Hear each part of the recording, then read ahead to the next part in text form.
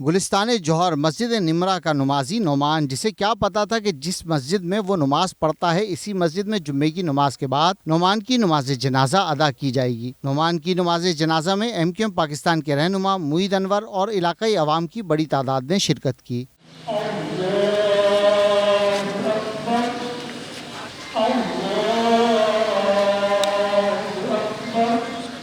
مقتول کی نماز جنازہ میں شرکت کرنے والے MQM کے رہنما معید انور و دیگر نے میٹرو ون نیوز سے گفتگو میں کہا کہ آج بھی ہمارے MQM متحدہ قومی موومنٹ پاکستان کے ساتھی نعمان بھائی کو بھی رات کے وقت قتل کیا گیا ہے۔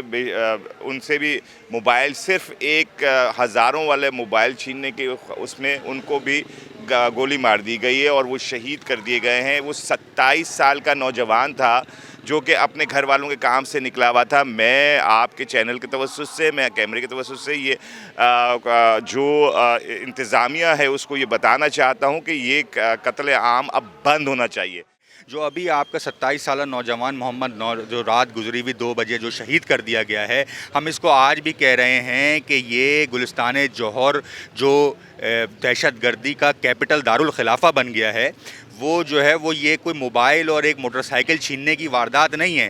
یہاں پہ کراچی کی نسل کشی کی جا رہی ہے، جیسا کہ آپ نے دیکھا کہ 22 تاریخ کو، آج سے 6 دن پہلے، پولیس کانسٹیبل کی نوکری میں اپلائی کر کے اور اس نے جو ہے وہ دوڑ، اس گرمی کی شدت میں بھی، اس کراچی میں اتنا پوٹینشل موجود ہے، اس گرمی کی شدت میں بھی اس نے دوڑ جو ہے وہ مکمل کر کے جو ہے وہ تکمیل کو پہنچائی اور اس کی جاب بھی الحمدللہ جو ہے وہ ہونے والی تھی اس پولیس ڈپارٹمنٹ میں، لیکن اس نوجوان کو بھی کراچی کی نسل کشی کر کے شہید کر دیا گیا۔ مقتول نعمان 4 بہن بھائیوں میں دوسرے نمبر پر الیکٹریشین کا کام کرتا تھا۔ پولیس میں بھرتی کے لیے ٹیسٹ بھی پاس کر چکا تھا۔ نعمان کو گزشتہ شب موٹر سائیکل سوار ملزمان نے فائرنگ کر کے قتل کر دیا تھا۔ پولیس نے نامعلوم ملزمان کے خلاف مقدمہ درج کر لیا۔ مقتول نعمان کو آہوں اور سسکیوں میں سپرد خاک کر دیا گیا۔ کیمرامین رشید علانہ کے ساتھ Zulfiqar Pirzada, metro one news, Karachi. Metro one news, ہر پل کی خبر۔